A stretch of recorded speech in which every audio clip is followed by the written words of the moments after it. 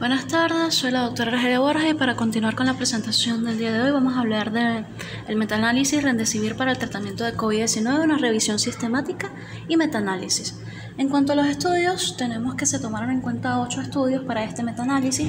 El primero de ellos fue el Epsalam y colaboradores, que fue un estudio abierto, cuyos pacientes eran hospitalizados en el hospital 3 días posterior al inicio de los síntomas. Confirmado por prueba PCR para COVID-19, los pacientes fueron asignados una proporción 1:1 con tratamiento con Remdesivir durante 10 días, con tratamiento estándar versus el tratamiento estándar solamente. Tenemos que 100 pacientes recibieron Remdesivir y 100 pacientes tuvieron tratamiento control. El resultado primario de este estudio fue el periodo de estancia intrahospitalaria y la randomización al momento del egreso. En cuanto al uso de esteroides, no tenemos datos en este estudio.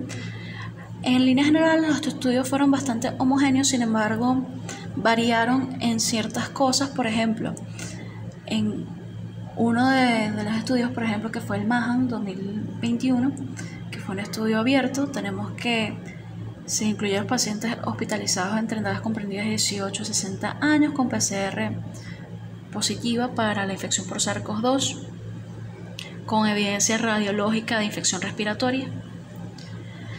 Entonces tenemos que la estratificación de estos pacientes fue la proporción 1:1, con 200 miligramos de Remdesivir durante 5 días más tratamiento estándar versus el tratamiento estándar solamente. En este caso tenemos que 41 pacientes recibieron Remdesivir y el resultado primario en este caso fue el tiempo de la recuperación. En cuanto al uso de esteroides, no poseemos datos. En cuanto al estudio CATCO, que fue en el 2021, fue un estudio abierto. Tenemos que la estratificación de los pacientes fue randomizada 1:1 para recibir tratamiento de régimen con Remdesivir durante 10 días, más el tratamiento estándar o el tratamiento estándar solamente. Entonces tenemos que 634 pacientes recibieron Remdesivir y 647 recibieron tratamiento control. En este caso, el resultado primario fue la morbilidad intrahospitalaria. Y en este caso, tenemos que 87% de los pacientes recibieron tratamiento corticosteroide sistémico. El estudio PAN, entre paréntesis Solidarity, que fue un estudio dirigido por la OMS, aparece 2 veces porque se incluyeron más pacientes a la muestra. Entonces, en este caso, tenemos que, en primera instancia, 2.743 pacientes recibieron Remdesivir y 2.708 recibieron tratamiento control. Fueron utilizadas en la prueba Remdesivir durante 10 días, hidroxicloroquina, lopinavir y interferón beta alfa. Los participantes fueron randomizados y asignados de igual proporción para el tratamiento estándar o para una de los regímenes con las drogas que se estaban utilizando en ese momento. Tenemos que para ese momento 48 pacientes recibieron tratamiento corticosteroide sistémico. En cuanto al estudio ONE, tenemos que fue un estudio placebo control.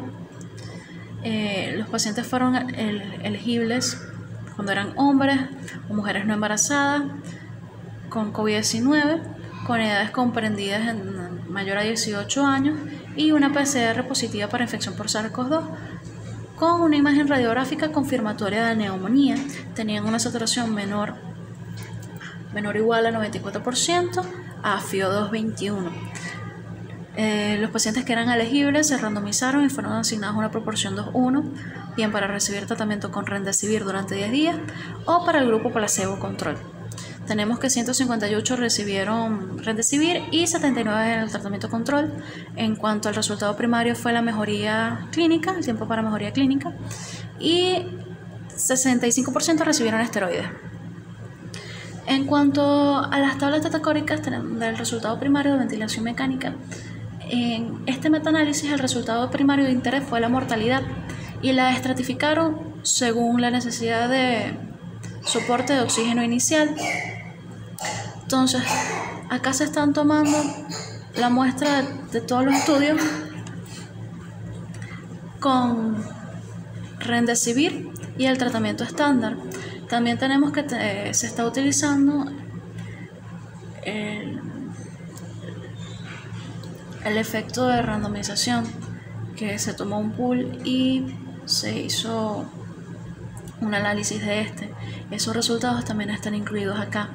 Tenemos que Remdesivir recibieron 998 pacientes, 356 con efecto y 642 sin efecto. En cuanto al tratamiento estándar, teníamos 1016 pacientes, 330 con efecto y 666 sin efecto. Entonces, al momento de realizar la tabla tetacórica, tenemos que nos da una ratio de 1.15, que es una asociación positiva, quiere decir que aumenta el riesgo. En cuanto a la tasa de evento experimental, fue de un 35%, la tasa de evento control fue de un 32%. En cuanto a la reducción relativa del riesgo, fue de 0.9%. Y la reducción absoluta del riesgo de 0.03. Esto quiere decir que es una asociación negativa. En cuanto al número necesario de pacientes a tratar, fue de 33 pacientes a tratar para evitar un evento de mortalidad. En cuanto a la ventilación mecánica sin oxígeno, tenemos que con Remdesivir un total de 7.378 pacientes recibieron este tratamiento versus al tratamiento estándar, que fue los 7.204. Entonces, con eventos para Remdesivir tenemos 1.030 pacientes y sin eventos 6.348. Con tratamiento estándar 1.134 y sin evento 6.070. Para el odds ratio nos da 0.6, que es una asociación protectora. Para la tasa experimental tenemos un 13%, la tasa de evento control un 15%, para la reducción relativa del riesgo 0.1, para la reducción absoluta del riesgo 0.02, que es una asociación positiva, y el número necesario a tratar para evitar la aparición de, en este caso del evento, son 50 pacientes.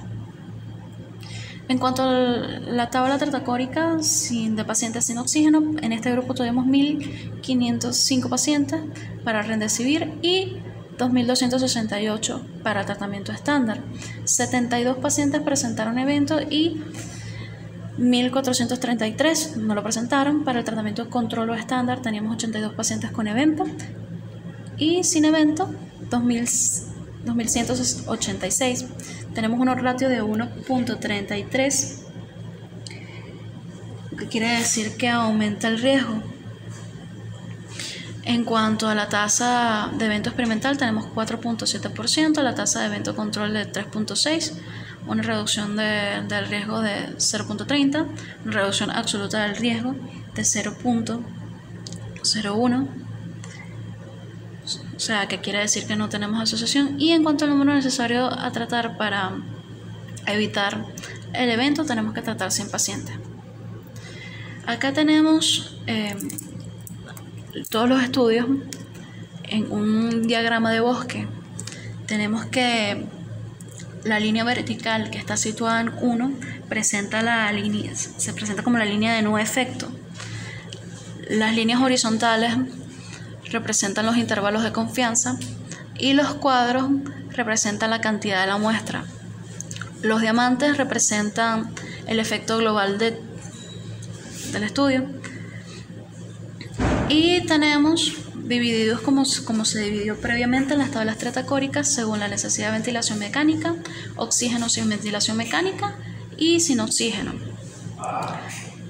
En este caso se está situando la línea de no efecto en 1 en vista que fueron resultados dicotómicos. Tenemos que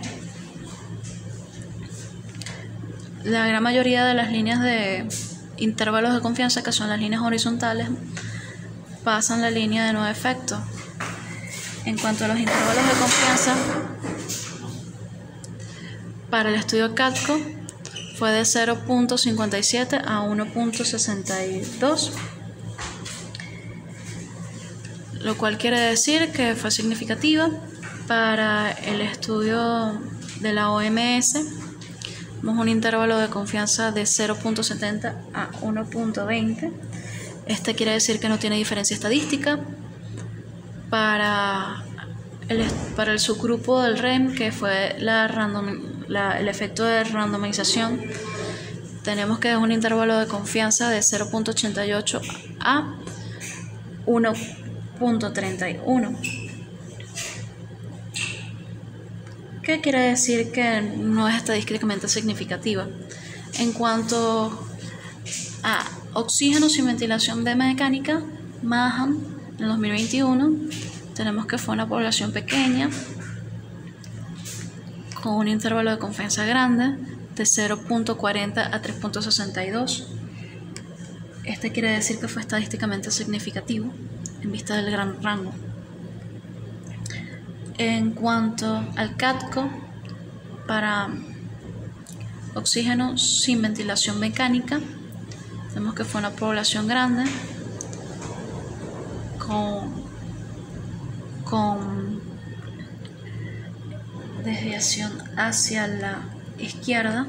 Esto quiere decir que tuvo buen efecto en líneas generales, con un intervalo de confianza de 0.64 a 1.06. En cuanto a la heterogeneidad general de los grupos, tenemos que P fue 0.61 y el valor de Higgins de 2.9%. Esto quiere decir que la heterogeneidad en cuanto a todos los estudios puede que no sea importante para la clasificación del mismo. En cuanto a las conclusiones del estudio, existe una probabilidad alta, 94%, de que el Remdesivir reduzca la mortalidad de los pacientes que requieren oxígeno, pero aunque no están gravemente enfermos. Los futuros ensayos de tratamiento antiviral para pacientes hospitalizados no críticos con COVID-19 probablemente deberían incluir Remdesivir como un brazo de tratamiento activo, estratificado según los requerimientos de oxígeno. Es importante destacar que se espera que los resultados de este metaanálisis respalden la armonización de las recomendaciones discrepantes de las guías internacionales y faciliten la adoptación adecuada del Remdesivir en ciertas poblaciones de pacientes. En cuanto a la validez interna de los estudios que se incluyeron reclutaron a pacientes a estudios adultos hospitalizados e informaron de la mortalidad por todas las causas o proporcionan datos suficientes para calcular la mortalidad por todas las causas. Los resultados se informan de acuerdo con la lista de verificación del sistema PRISMA de 2020. Se repitió el análisis y se excluyeron los ensayos en los que no se pudieron categorizar exactamente a todos los pacientes en los estratos de apoyo con oxígeno. Se repitió el análisis nuevamente y se incluyeron los ensayos que tenían alto riesgo y sesgo. En cuanto al valor de Higgins, para todos los estudios en general fue de 2.9%. En cuanto a la validez externa, el diseño de este metaanálisis se puede aplicar y es reproducible para otros estudios si se realiza la verificación del sistema PRISMA y se toma en cuenta la heterogeneidad para que no sea estadísticamente significativa. En cuanto al nivel de evidencia del sistema Gray, tenemos que este metaanálisis tiene una recomendación fuerte con una evidencia moderada calidad.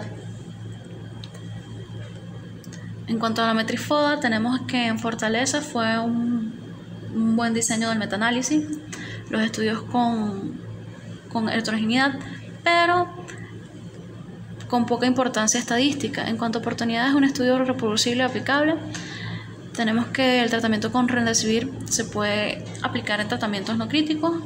En cuanto a las debilidades, no se caracterizó la mortalidad según tiempo y algunos estudios no especificaban si habían recibido tratamiento sus pacientes o no con corticosteroide sistémico. En cuanto a las amenazas, tenemos que el estudio Solidarity aportó la mayor cantidad de la muestra. En cuanto a la biografía del principal autor, tenemos que Todd C. Lee, MD, es profesor asociado del Departamento de Medicina de la Facultad de Medicinas y Ciencias de la Salud de the McGill University. Su investigación se concentra principalmente en los estudios clínicos randomizados para mejorar el tratamiento de enfermedades infecciosas. En este caso, estudió el COVID-19 Sin embargo, también ha estudiado otras áreas y se especializa más que todo en el tratamiento de pacientes mayores y críticamente enfermos. Entonces tenemos la biografía de la presentación. Se tomaron 18 artículos. Y eso ha sido todo por la presentación. Gracias.